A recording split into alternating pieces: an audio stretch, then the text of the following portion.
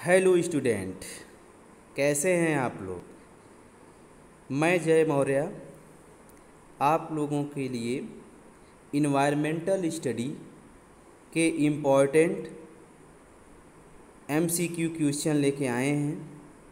जैसा कि इस बार पॉलिटेक्निक डिप्लोमा में ईबीएस या सभी सब्जेक्टों के एमसीक्यू क्वेश्चन होने हैं, तो बहुत से छात्रों के मन में ये प्रश्न आ रहे होंगे कि किस तरह से क्वेश्चन आ सकते हैं। तो हम यहाँ पे पहला सेट आप लोगों के सामने लेके आए हैं। तो हम स्टार्ट करते हैं कि कौन कौन से इम्पॉर्टेंट क्वेश्चन हैं जो आपके एग्ज़ाम में आ सकते हैं। तो हम शुरू करते हैं। अभी हमने यहाँ पे ऐसे ही सारे जनरली चैप्टर से मिला के बनाया गया है। नेक्स्ट वीडियो में हम क्या करेंगे, आप लोगों के लिए अलग अलग यूनिट वाइज हम क्वेश्चन लेके आएंगे। चलिए शुरू करते हैं। पहला क्वेश्चन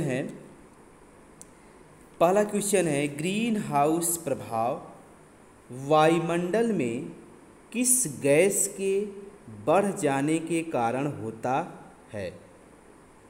4 ऑप्शन दिया गया है। पहला ऑप्शन है नाइट्रोजन, दूसरा ऑप्शन है ऑक्सीजन, तीसरा ऑप्शन है हाइड्रोजन, चौथा ऑप्शन है कार्बन डाइऑक्साइड। तो इन चारों में से जो सही आंसर होगा कार्बन डाइऑक्साइड होगा। ठीक, चलिए नेक्स्ट क्वेश्चन चलते हैं।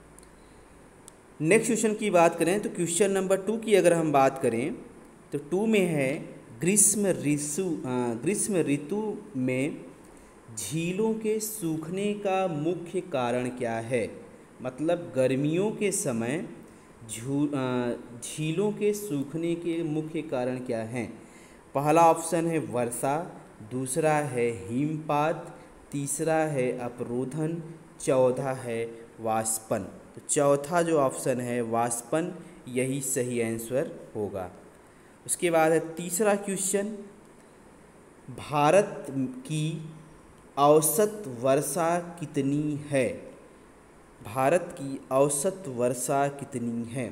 पहला है 10 सेंटीमीटर, दूसरा ऑप्शन है 119 सेंटीमीटर, तीसरा ऑप्शन है 139 सेंटीमीटर, चौथा ऑप्शन है 153 सेंटीमीटर। तो जो आंसर सही होगा दूसरा वाला होगा 119 सेंटीमीटर। चौथा क्वेश्चन है भूमंडलीय तापमान में वृद्धि से क्या होगा। मतलब ग्लोबल वार्मिंग का से क्या प्रभाव पड़ेगा अगर वृद्धि हो जाए। तो पहला ऑप्शन दिया हुआ है समुद्र का जल स्तर बढ़ जाएगा, दूसरा है समुद्र का जल स्तर कम हो जाएगा, तीसरा है समुद्र जल स्तर पर कोई प्रभाव नहीं पड़ेगा, चौथा है भूमि जल का स्तर बढ़ जाएगा। तो यहाँ पे जो सही आंसर होगा पहला वाला होगा समुद्र का भूजल स्तर बढ़ जाएगा। क्योंकि जब ग्लोबल वार्मिंग की वजह से तापमान बढ़ेगा, जिसकी वजह से जितने भी ग्लेशियर्स प्रदेश हैं और पर्वतीय जो हमारे आइसलैंड हैं, वो सभी आइसलैंड धीरे धीरे गलने लगेंगे और समुद्र का पानी बढ़ जाएगा। उसके बाद है पांचवा क्वेश्चन है वनों को काटने से क्या होगा। पहला है नदियों में बहाव बढ़ेगा, दूसरा है नदियों में बहाव कम होगा, तीसरा है भूजल बढ़ेगा, चौथा है अवसाद वहन कम होगा। तो जो सही आंसर होगा यहाँ पे पहला होगा नदियों में बहाव बढ़ेगा। छठा क्वेश्चन की बात करें पहले। छठे क्वेश्चन में है सामान्यतः बांध क्यों बनाए जाते हैं। पहला है बाढ़ नियंत्रण हेतु, दूसरा है जल ऊर्जा उत्पादन हेतु, तीसरा है सिंचाई हेतु, चौथा उपरोक्त सभी कार्यों हेतु।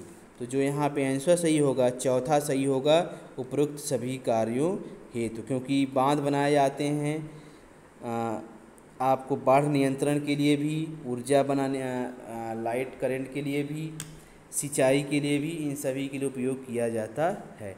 7वां क्वेश्चन है, वृक्षारोपण की क्या उपयोगिता है? पहला ऑप्शन, यह मृदा कटाव को कम करता है। दूसरा, यह मृदा कटाव को बढ़ाता है। तीसरा, इसका मृदा कटाव पर कोई प्रभाव नहीं पड़ता। चौथा, यह हवा का तापमान बढ़ाता है। तो जो यहाँ पे सही आंसर होगा पहला हो जाएगा, यह मृदा कटाव को कम करता है। 8वां क्वेश्चन, भारत के किस राज्य में भूजल में आर्सेनिक प्रदूषण से अधिक समस्या है? सबसे अधिक समस्या है।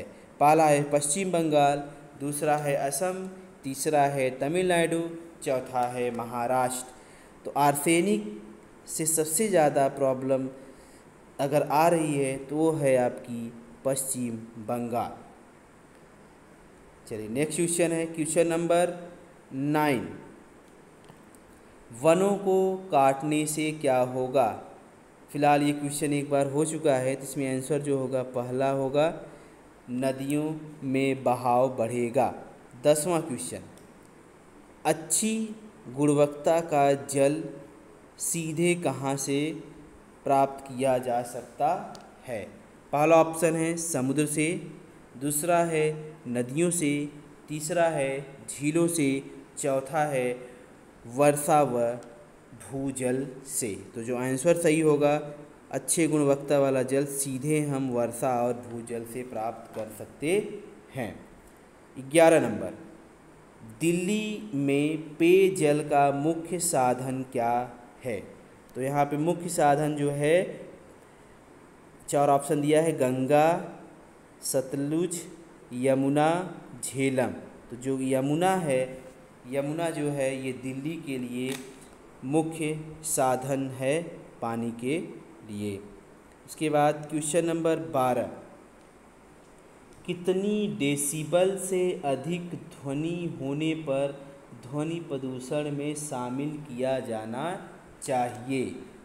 पहला है 45 डिग्री डेसिबल से अधिक, दूसरा है 50 डिग्री से अधिक, तीसरा है 55 डिग्री डेसिबल से अधिक, और चौथा है कोई नहीं।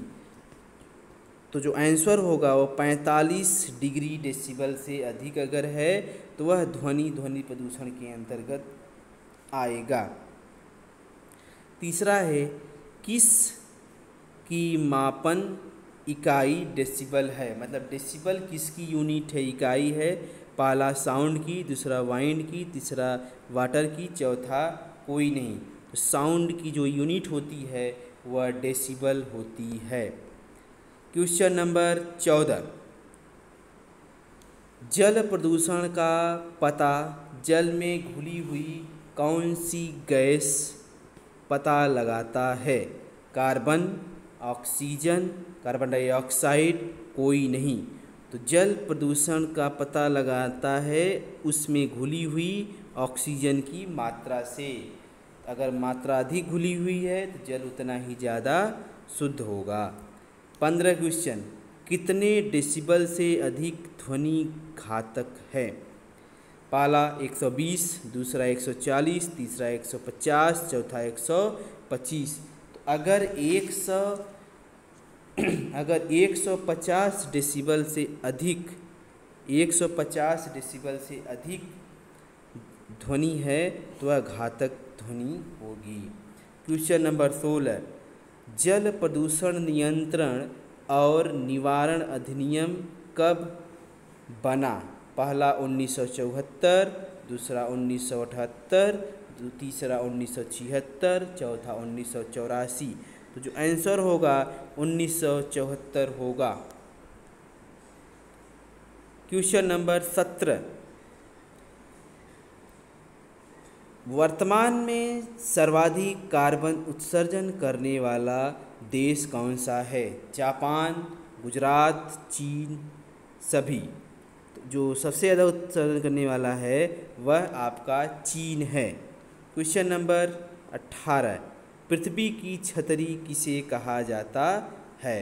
ओजोन परत को ओजोन पर पहला ऑप्शन जो है ओजोन परत को, दूसरा है आयन, तीसरा है दोनों, चौथा कोई नहीं। तो यहाँ पे ओजोन परत जो है यह पृथ्वी की छतरी कही जाती है, क्योंकि जो भी सूर्य से अल्ट्रावायलेट किरणें आती हैं उन अल्ट्रावायलेट किरणों को ओजोन परत अपने अंदर रोक लेती है, जिससे हानिकारक बीमारियां पृथ्वी पर नहीं पहुंच पाती हैं।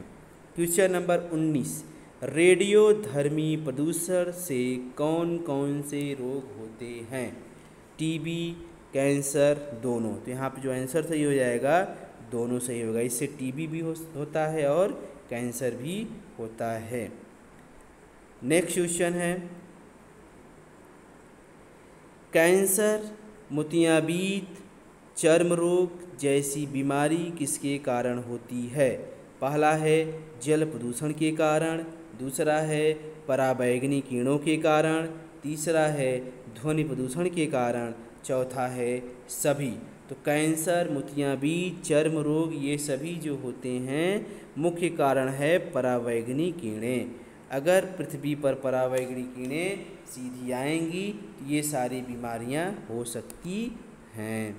उसके बाद है क्वेश्चन नंबर 21, विश्व पर्यावरण दिवस कब मनाया जाता है? 5 सितंबर, 5 मई, 5 जून, 5 नवंबर। तो आंसर हो जाएगा यहाँ पे 5 जून। 22 नंबर पे, पर्यावरण के लिए कौन खतरा है? बढ़ते पौधे, बढ़ती हुई जनसंख्या, बढ़ती फसलें, बढ़ती औद्योगिकीकरण। तो यहाँ पे पर्यावरण की जो सबसे ज़्यादा खतरा है वह आपका कहलाएगा बढ़ती हुई जनसंख्या। उसके बाद हम बात करते हैं क्वेश्चन नंबर 23 की। 23 में अगर हम बात करें तो पर्यावरण शब्द ...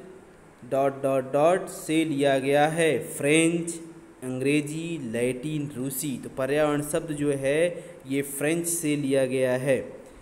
क्वेश्चन नंबर 24, वैश्विक तापमान के कारण कौन से हैं? कहने का मतलब ये है कि ग्लोबल वार्मिंग किसके कारण से है? औद्योगिकीकरण के लिए से, वनों की विनाश से, जीवाश्म ईंधन से या सभी। तो आंसर हो जाएगा सभी। क्वेश्चन नंबर 25, मिनी माता बीमारी किसके कारण होती है? जल, ध्वनि, पारा, सभी। तो मिनी माता जो होता है ये पारा की वजह से होती है। अगर पारा जल में अधिक मात्रा में घुल गया है उसके सेवन से ये बीमारी होती है।